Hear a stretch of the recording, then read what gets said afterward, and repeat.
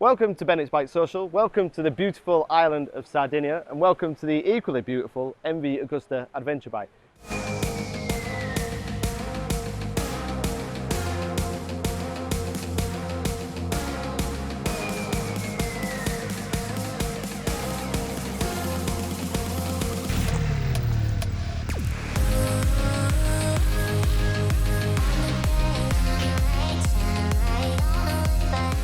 This is their new Enduro Veloce, which is a beautiful, stunning bike, and a bike that I find hugely interesting, because around 2 years ago, I rode the prototype to this bike in Italy. Now, it didn't have any rider aids, it didn't have any traction, it was basically the basic platform of this 3-cylinder engine with no rider aids, no electronics, and a pretty direct fueling. But I did get an idea for what it would sound like, I got an idea for the torque, and I got an idea for how it would feel. And when I rode that bike, I remembered it sounded awesome. It had great drive off the bottom, it revved like a sports bike, and the handling was really impressive. So I was a little bit concerned that when we got here, due to Euro 5 strangulations, that MV might have had to turn that down a little bit. But they haven't. This is such a great sounding triple engine. It is so much fun to thrash. I think I've done 1,000 gear changes today, and there was really no need.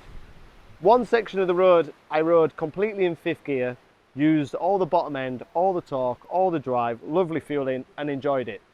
But the flip side and the immature side of me jumped up and down on the quick shifter, enjoyed the raucous engine, enjoyed the power, and enjoyed the delivery. But it's not all about just having a really sporty engine. MV have really done their homework with the chassis and the handling, as you'd expect from a manufacturer with such a racing pedigree. This does not feel like a 21-inch front-wheeled adventure bike.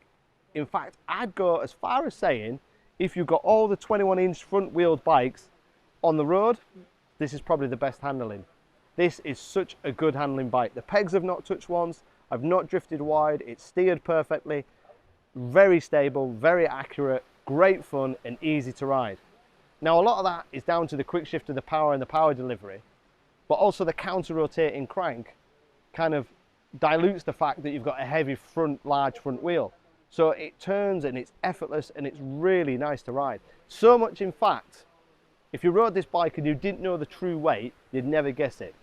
MV quote a dry weight of 224 kilograms. And I didn't honestly believe that when I read the figures after riding it, because it feels a lot lighter. The only time you do feel that is when you go off-road, which I'll come on to a little bit later. So, we've got handling, big tick. We've got looks, we've got desirability, we've got the sound, we've got the engine, and we've also got the electronics. The dash is very simple, very clear, very easy to use. The electronics are superb. You can change them on the move, traction up, traction down, ABS up, ABS down.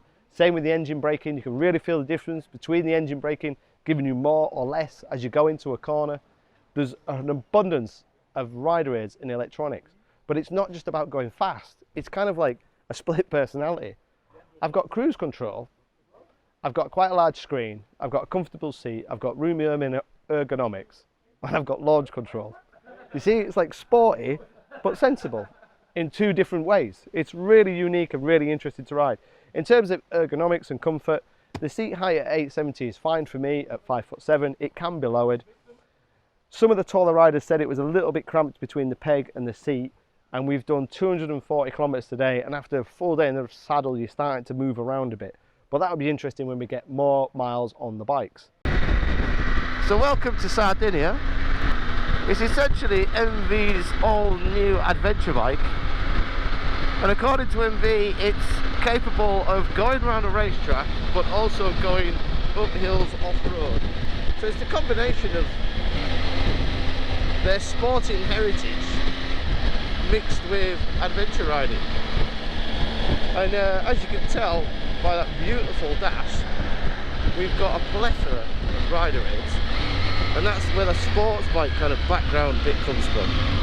So we've got traction control, front lift control, cornering ABS, even launch control and cruise control, which is a weird combination.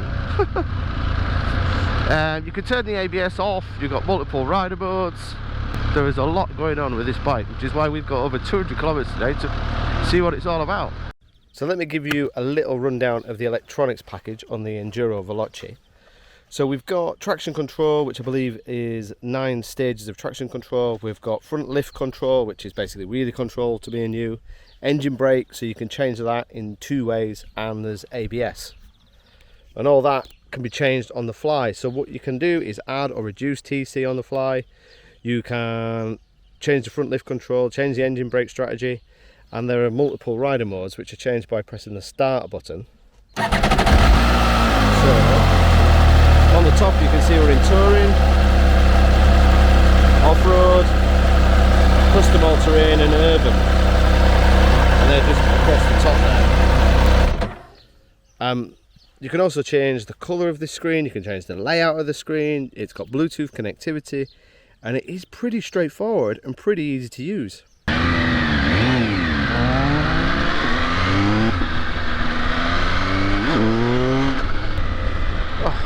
Sounds good. It sounds really good. I hope you get this on the...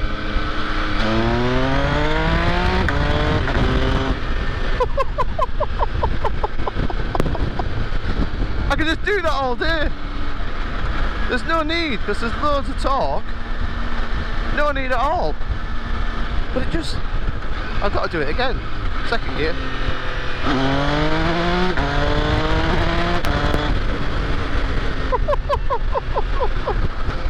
That sounds brilliant. So I just wanted to show you the dash and this little active kind of, they're all connected to the 6-axis IMU. So I've got lean angle, which is on the top there, 5 and 3 degrees. I got throttle position, brake is on the left. That's all pretty neat, isn't it? So going to a corner, 14 degrees of lean, there's not much of a corner. 23. That's nice, isn't it? Throttle, brake. 0.5 G of acceleration. It's not what you expect on an adventure bike, really. So I just had a little photo shoot where we've had the opportunity to wind it on a little bit, and MV's claim that this is sometimes a sports bike and sometimes an adventure bike in terms of performance, I kind of have to agree a bit. It sounds so good. I mean, it's got torque, it's not a race engine, but when you rev it, it sounds so good.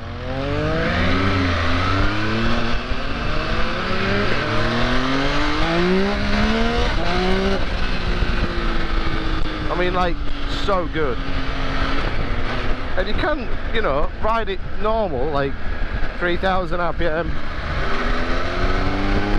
Lovely, lovely spread.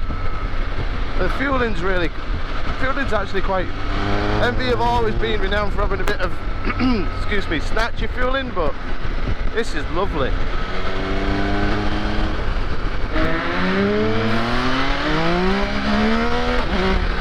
I'll tell you what is difficult is working out the competition. So you've got Ducati Desert X, I think it's an obvious one. KTM 890, Norden, Africa Twin, not ridden the new one yet, but I think that's down to 19-inch front, not 21-inch front. Multistrada, Rally, and standard Multistrada V4S. But they've got semi-active suspension. BMW's GS. But it should sit with that KTM Africa Twin Norden Tiger competition. And in power terms, they're like 100, 105, 110. And this is 124. And getting onto the off-road that I mentioned earlier, it is capable off-road.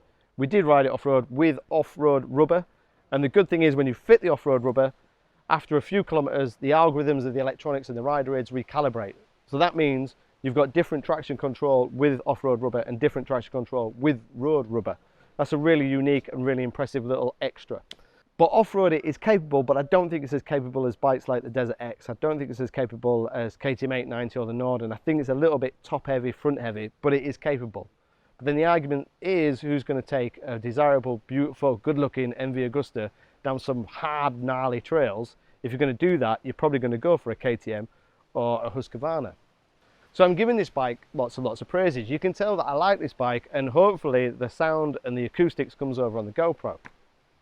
But there's a little downside. That's the price. So it's going to be interesting who it appeals to and who ends up buying it. It's going to be interesting to read your comments below and see what you think. Who's going to be the customer for this bike? Is it going to be sold in very small units by people who just want an off-road MV? Or is it going to appeal to people who want something a little bit different, one of the best handling road adventure bikes on the market that sounds sublime? It's going to be a real interesting one when we get this bike as a group test as well. But in terms of first impressions here in Sardinia, as I say, I rode the prototype, hugely impressed by the prototype, sounded great, felt like a race bike with a 21-inch front wheel, really beautiful handling. And I'm so glad they've not diluted that with Euro 5. And on top of that, they've added these lovely rider aids that are accessible, usable, and can be easily accessed with this beautiful dash.